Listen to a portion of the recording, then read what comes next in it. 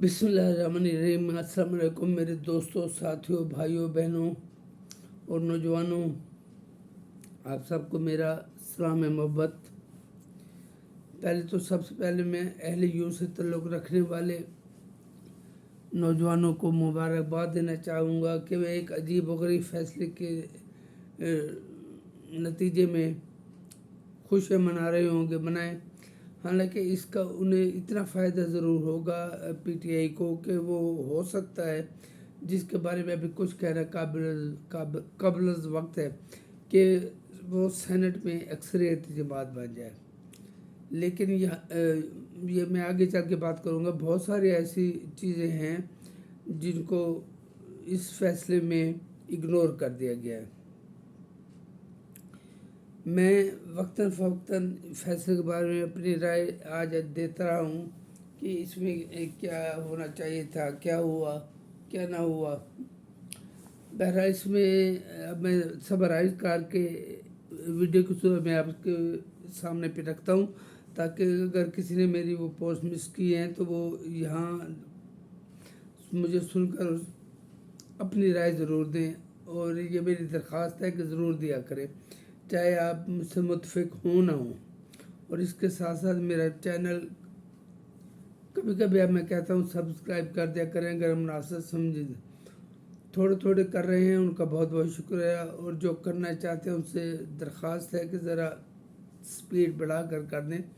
ये इस तरीके से तो कौन जीता है तेरी जुल्फ के सर होने तक, ये ही इस तरह समझ आता है। कब तक मैं वहाँ पहुँचूँगा और मेरा मेन यूट्यूब के मेन पेज पे मैं आ जाऊँगा।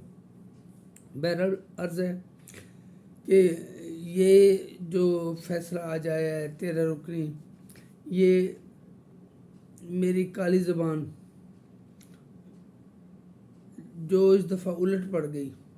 मेरी इस काली ज़बान ने उनके मुंह से बार बार निकलता था ये कि 5-8 का फैसला आएगा या 6-7 का, और आखिरकार वो 5-8 का फैसला आया। लेकिन वो आया मेरी राय के बरक्स, क्योंकि मैं ना कोई कानूनदान हूँ, ना आइन बनाने वाला हूँ, ना मैं कोई सियासतदान हूँ। कि बस थोड़ी बहुत जो अपने सूझबूझ रखता हूँ, वो आपसे उसको इंटरेक्ट करता रहता हूँ। तो हुआ क्या कि वो जब ये फैसला ये मामला शुरू हुआ, पहले इलेक्शन कमीशन ने सुन्नी इत्तेहाद का केस रिजेक्ट किया। फिर पेशावर हाई कोर्ट ने हैरत अंगेज़ तौर पर ये इलेक्शन कमीशन को बैकअप किया और सुन्नी इत्तेहाद कौंसल तंजीम मौकम अमले पे हम जो भी जमात है उसको उस पर के ख़िलाफ़ इलेक्शन कमीशन का फ़ैसला बरकरार रखा। फिर सुन्नी इत्तेहाद कौंसल चली गई सुप्रीम कोर्ट में। याद रखें कि ये पाकिस्तान सुन्नी इत्तेहाद कौंसल उर्फ पीटीआई उर्फ आज़ाद अरकान, जो भी कहीं मैं इकट्ठा कह देता हूँ, जो कि थोड़ा सा उसको लाइट करने के लिए मौजू को मैं कहता हूँ, तो वो इसमें गई भी नहीं थी। ना ही वो पिटिशनर थी, ना ही उन्होंने कोई रिलीफ मांगा था। बहरहाल केस चलता रहा, इसमें दोनों तरफ से जवाब दिए जाते रहे। और मैं महसूस कर रहा था कि जो बात सुन्नी इत्तेहाद कौंसल या पीटीआई के बंदे नहीं कर रहे थे, वो एक चंद मखसूस जज और ख़ास तौर पर एक जज साहब, वो खुद कहते थे आप यूँ क्यों नहीं करते, यूँ क्यों नहीं करते।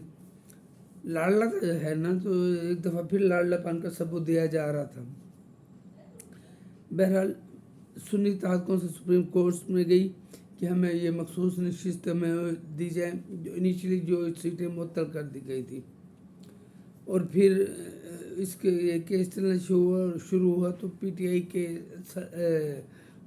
वकील भी इसमें शामिल हो गए, जो सलमान अकरम राजा और जो भी थे।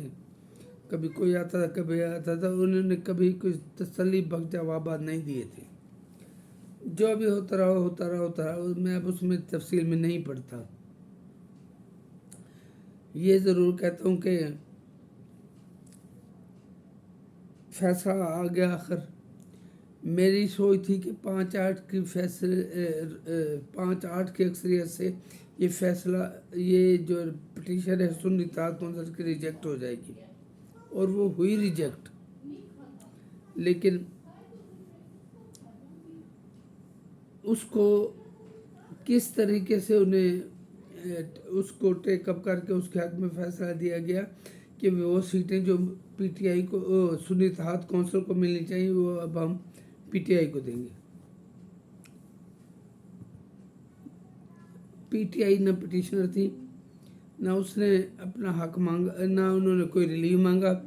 बल्कि जब सलमान अकरम राजा से पूछा गया कि क्या आप चाहते हैं ये सीटें पीटीआई को दे दी जाएँ, तो वो कहते नहीं, ये हमें नहीं दी जाए, ये सुन्नी इत्तेहाद कौंसिल को दी जाए। इसकी वजह भी मैं आपको बताता हूँ बाद में जो कुछ थी। मैं